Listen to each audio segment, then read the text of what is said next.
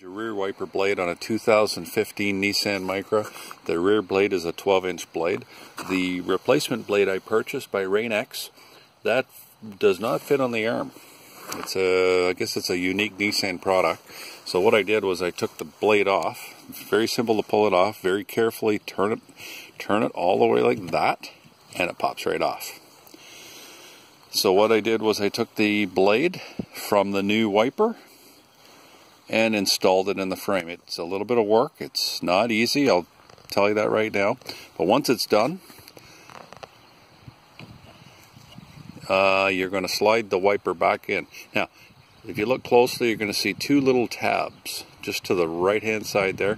Those two little tabs have to slide in to a locking mechanism on the arm. Locking mechanism is right above my finger, little grooves. The big hole there is where the pole goes on. So slide it on. It's a little hard with one hand, but here we go. Oh, there we go. It's in.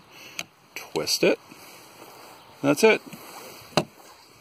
All finished.